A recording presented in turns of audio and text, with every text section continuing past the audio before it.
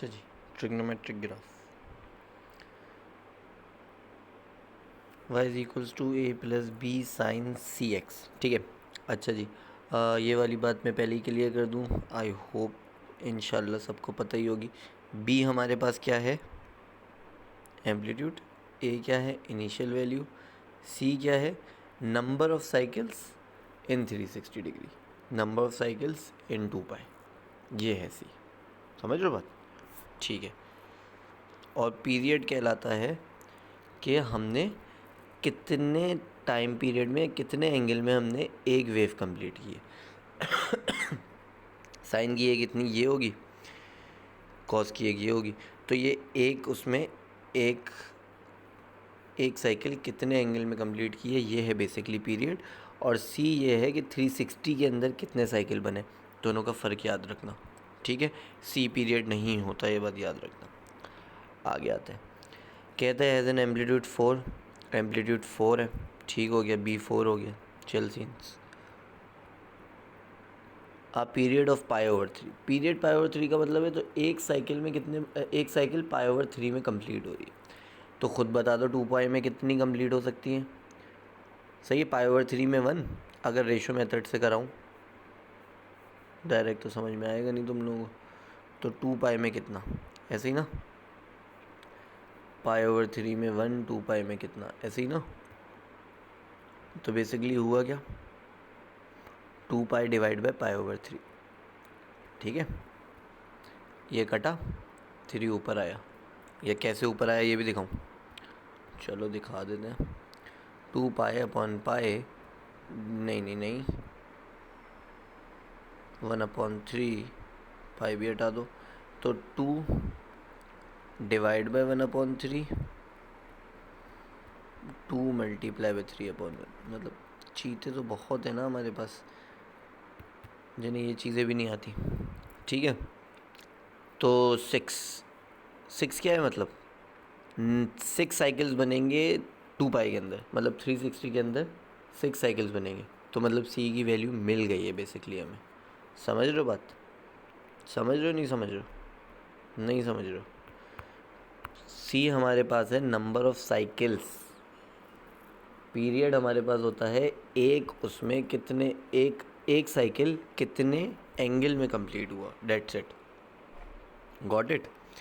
ए कैसे निकालें यार, ए ऐसे निकालेंगे, ये 2 लेकर जाएंगे वाई की जगह पे, ये पाई ओवर 12 लेके जाएंगे इसकी जगह पे, एक्स की जगह पे, सॉरी सी की तरफ कर दिया मैंने मुँह, ये गया इधर। समझ रहे हो बात, गुड, समझो। अच्छा जी, तो ये हो गया 2 माइनस, ए तो हो नहीं सकता, तो बल्कि नहीं, 2 माइनस बी की वैल्यू क्या थी, बी की वैल्यू थी 4, 2 माइनस 4 साइन 6, एक्स की वैल्यू पाई ओवर 12। वालेकुम अस्सलाम।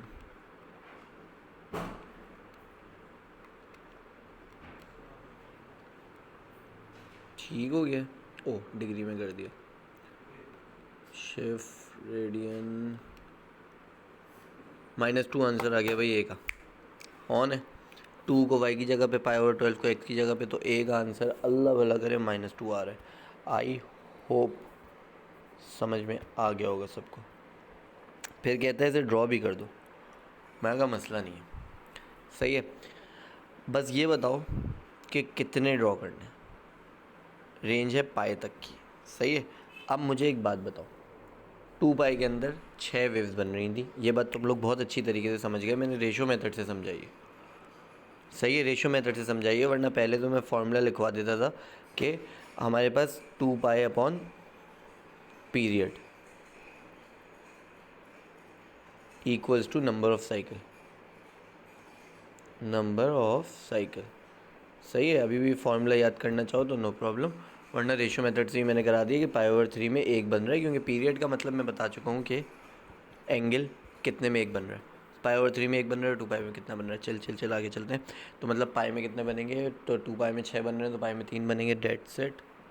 अब करो क्या, स्टार्ट कहाँ से करना है, -2 से।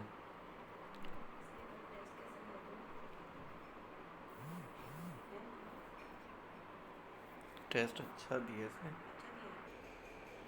अच्छा जी, तो चलो बनाते हैं इसे।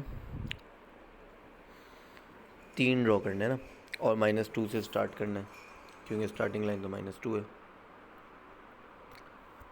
-2 पे ये हमने लाइन ड्रॉ की, ठीक है। अब सिंपल साइन का ग्राफ है, कितना ऊपर जाना है? 4 ऊपर जाना है, 4 नीचे जाना है, ऐसा ही है ना। तो 4 ऊपर जाओ, -2 से 4 ऊपर कहाँ पहुँचते हैं भाई? -2 से 4 ऊपर आई थिंक 2 पे पहुँचते हैं, राइट, है ना? हाँ। और -2 से 2 नीचे, तो -6 पे पहुँचते हैं, बिल्कुल करेक्ट। 3 वेव बनानी है।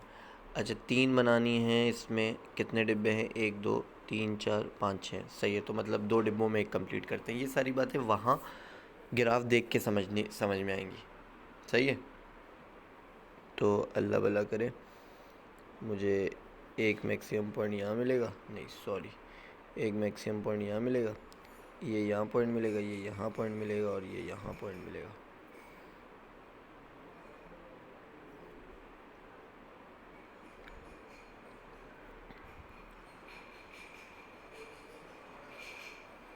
ठीक है। और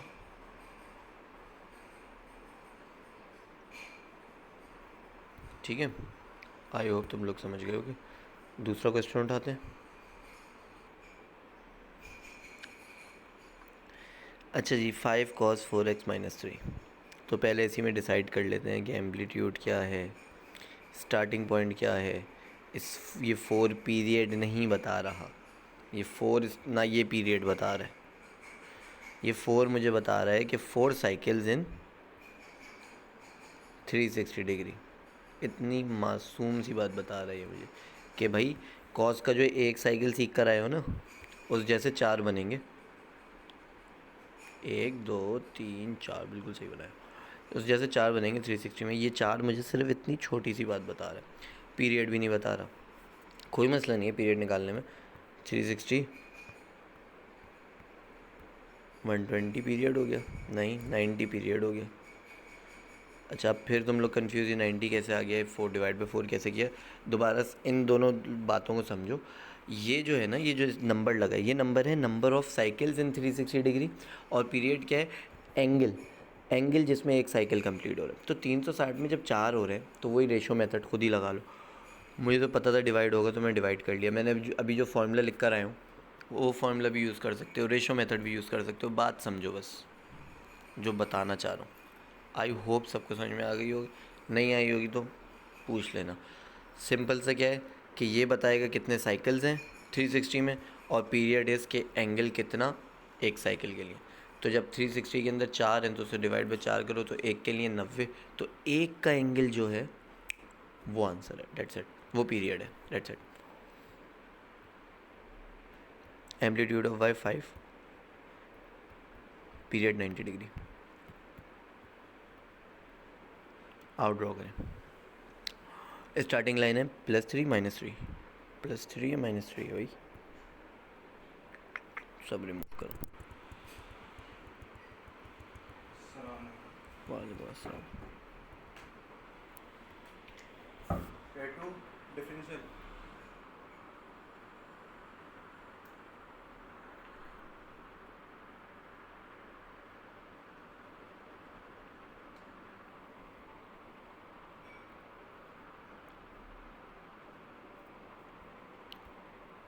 ठीक है, -3 पे मैंने स्टार्टिंग लाइन बना दी।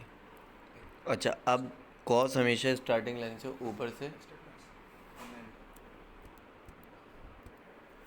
ठीक है। तो ये -3 पे कॉस हमेशा एम्पलीट्यूड ऊपर से बनता है, तो एम्पलीट्यूड 5 है। -3 से 5 ऊपर जाओ तो इत्तेफाक से 2 पे पहुंचते हो। तो ग्राफ हमें 2 से स्टार्ट करना होगा, और 90 में बनेगा 1। तो अब -90 को बिल्कुल इग्नोर कर दो, क्योंकि कन्फ्यूज़ होंगे। इधर आ जाओ। अच्छा, -3 से 5 नीचे जाते हैं तो -8, ठीक है। ग्राफ बनना है यू, सॉरी,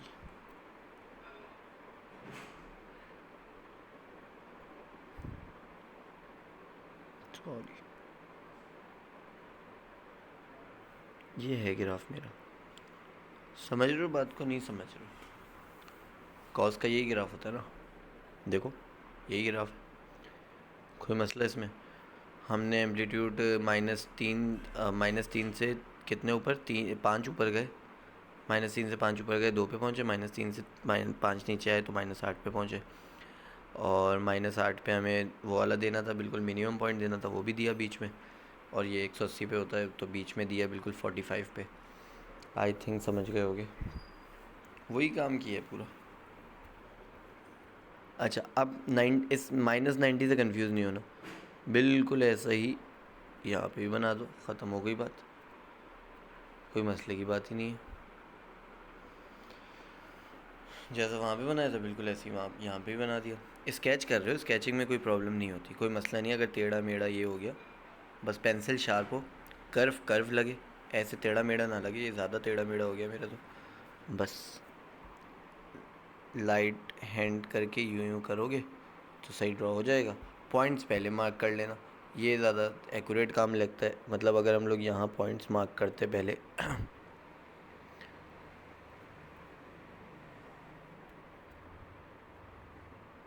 तो ये ज़्यादा इजी हो जाता। देखो खूबसूरती आ गई।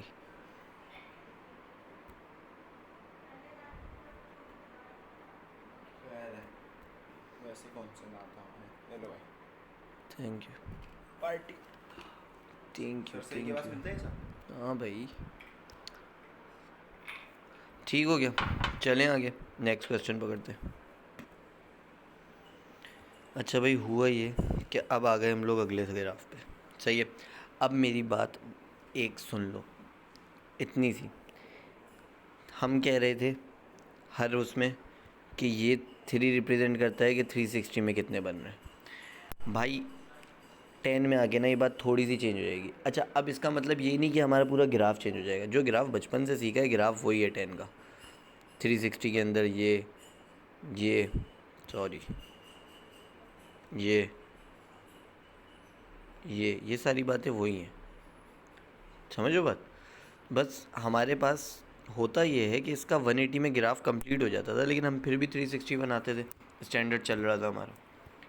तो इसका पीरियड 180 होता है, एक नॉर्मल का जब 1 है तो मतलब 180 में एक कंप्लीट। अब 3 लिखा हुआ है, इसका मतलब ये है कि अब 180 में 3 है। साइन और कॉस में इस 3 का मतलब है 360 में 3 है, 10 में इस 3 का मतलब है कि 180 में 3 है। इससे ग्राफ पे कोई फ़र्क नहीं पड़ेगा, पहले बता रहा हूँ। इससे सिर्फ पीरियड पे फ़र्क पड़ेगा और किसी चीज़ पे नहीं पड़ेगा। तो 180 डिवाइड बाई 3 बिल्कुल सही हुआ भाई, ये 60 डिग्री इसका पीरियड हो जाएगा, सही है। अब ये क्यों डिवाइड बाई 3 किया, तुम लोग चाहो तो रेशो मेथड कर लो। मेरे ख्याल से ये बात तुम लोगों को समझ में आ ही रही होगी। सिंपल सी बात है, 180 के अंदर जब एक बना है, सही है, नहीं 180 के अंदर जब 3 बने हैं तो एक कितने के अंदर बना होगा, डेट्स इट। समझ लो बात।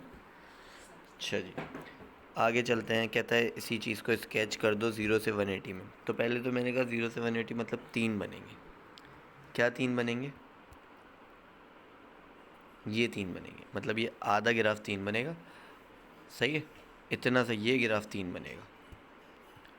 आओ इधर, ये देखो, ये देन ये 1 2 3, ख़त्म कहानी, ठीक है।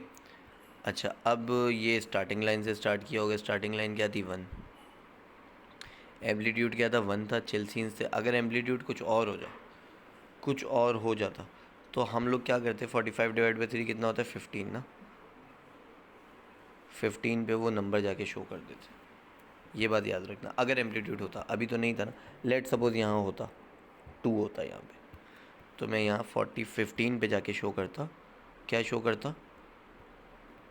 3 शो करता। अब तुम लोग को सर आपने 2 क्यों नहीं शो किया, वहाँ तो 2 लिखा है। तो भाई 1 से स्टार्ट किया है तो 1 से एम्पलीट्यूड ऊपर जाएगा हमेशा, 3। अगर 2 से स्टार्ट किया होता और 2 होता तो 4 तक ले जाता, ऑन जी ने। तो 15 पे जाके हमारा 3 हो गया। चले, कोई मसला नहीं ना? अच्छा अच्छा अच्छा अच्छा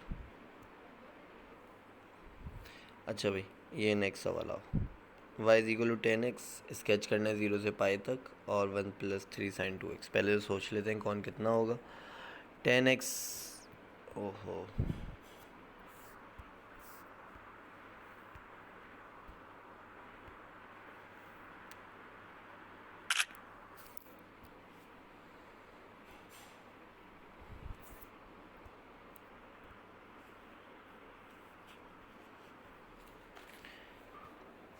10x कितना ड्रॉ होगा भाई, 0 से पाई तक है और 10x पे 10x लिखा हुआ है, तो इट मीन्स कि 10x आधा ड्रॉ होगा, सिर्फ ये और ये ड्रॉ होगा 10x का।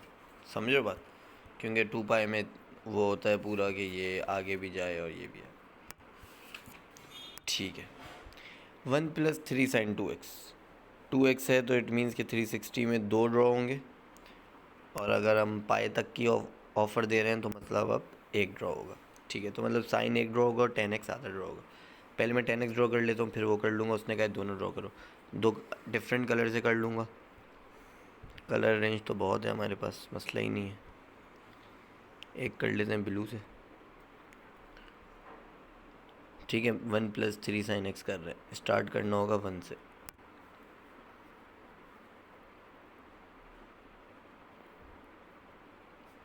ठीक है, अच्छा जी,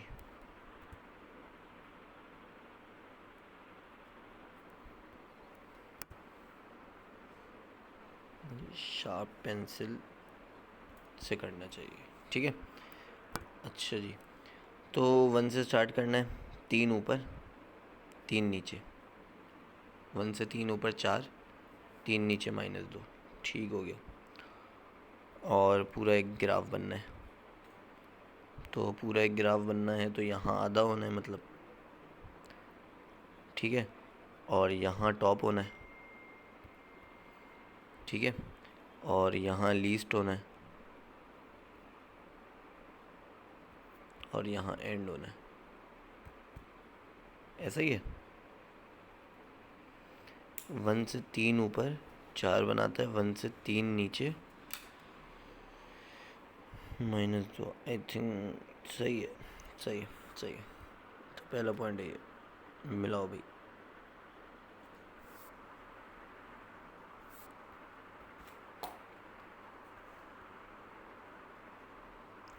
लो भाई, कहानी ख़त्म हो गई, बना लिया। आ गया हो, ब्लैक से 10x ड्रॉ कर रहे हैं। 10x होता है आधे पे, मतलब π/2 पे, तो अभी एजम्टोट आ जाएगा। एजम्टोट कहलाता है ना ये।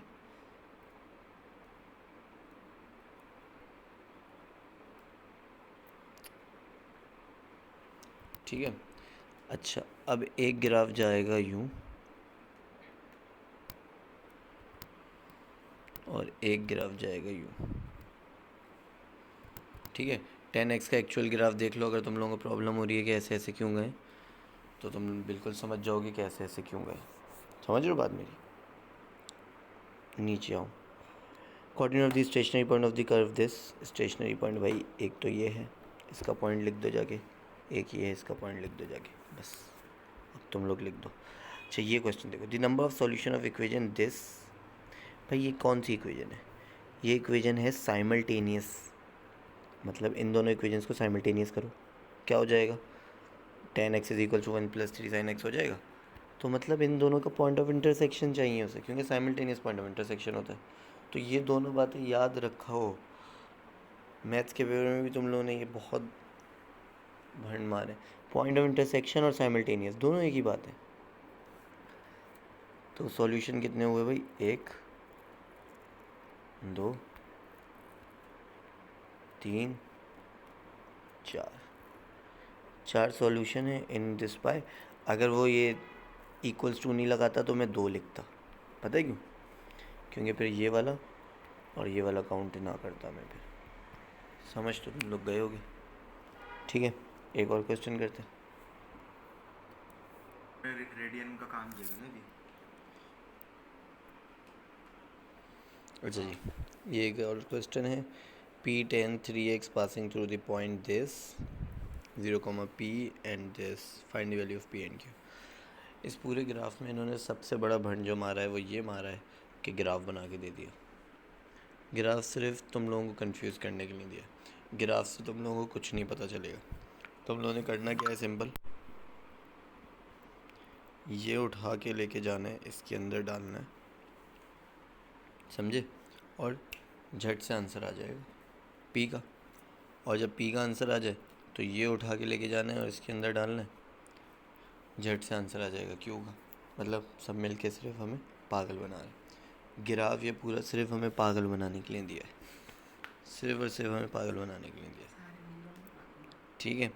It is given that F X is equals to A cos B X plus C where A B and C are integer. The maximum value of F is 11, ठीक है।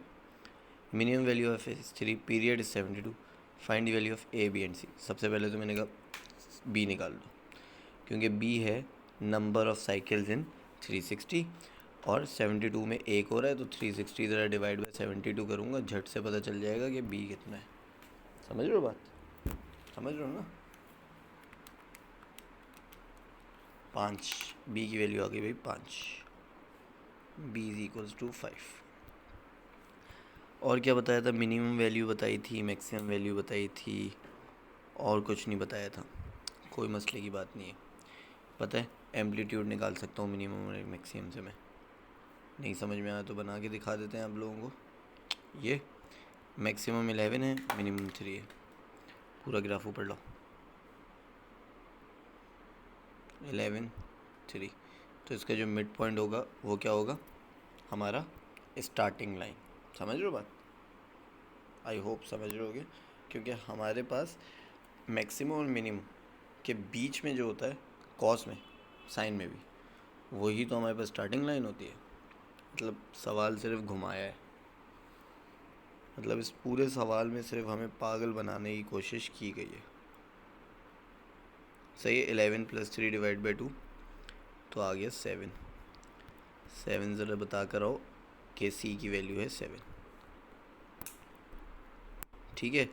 अभी भी एम्पलीट्यूड रह गया, कोई मसला नहीं है। 7 से बताओ कितना ऊपर कितना नीचे, 7 से 4 ऊपर है 4 नीचे है। समझ रहे हो ना बात, ख़त्म कहानी। एम्पलीट्यूड बता कर आओ 4 है, एम्पलीट्यूड इज इक्वल्स टू 4। कोई मसले की बात तो है ही नहीं ना, मतलब पे हो गया क्वेश्चन सॉल्व। आई थिंक एक और क्वेश्चन है। अच्छा भाई, इसमें देखो given that y is equals to 8 and bx plus c has period π/4 radian और passes through this and this, find each a value of it. 2 minute में निकलेगा। सबसे पहले पीरियड निकालेंगे भाई, सही है।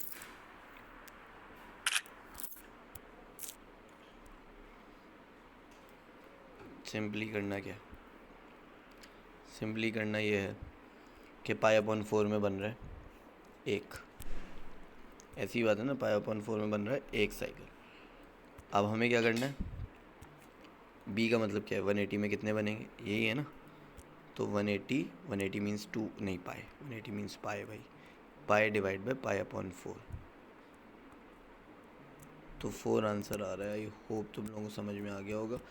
ज़्यादा मैंने इसे काटम पीटी करके नहीं दिखाई, ज़्यादा मसला हो तो कैलकुलेटर में डाल देना, ठीक है। तो b की वैल्यू आई है 4। चलो भाई जल्दी कर लो, b की वैल्यू आ गई 4 और बन गया। ये दो केबल कहाँ है इसकी? है तुम्हारे पास है केबल? इसमें लग जाती है, केबल तो लग, तुम्हारे पास ऊपर की केबल है? इसकी केबल इसमें लग जाती है। चार्ज कर रहा था उसे भी? कर रहा था। देख लो।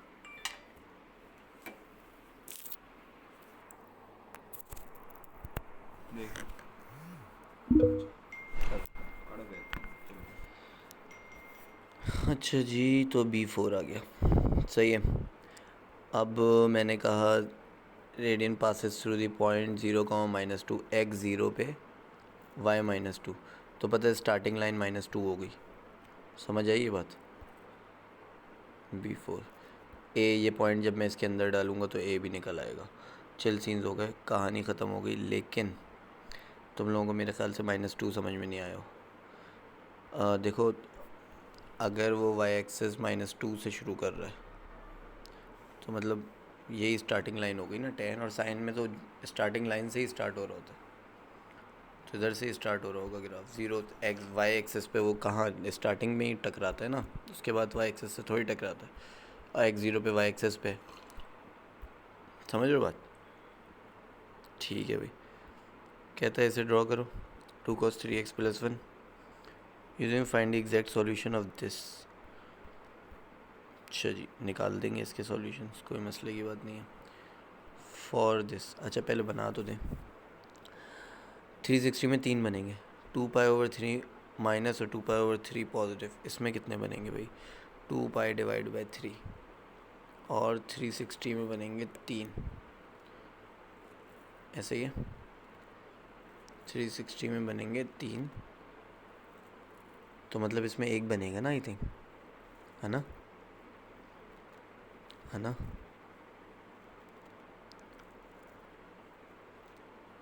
हाँ, एक बनेगा 2π/3। खैर, अगर मैं गलत हो रहा हूँ तो बता देना, मेरे ख्याल से इसमें एक ही बनेगा अभी। तो जल्दी से बना देते हैं। +1 से स्टार्ट किया, ठीक है, और 2 ऊपर गए 2 नीचे, 3 ऊपर 3 नीचे, तो ये कुछ यूँ करके, हाँ बिल्कुल,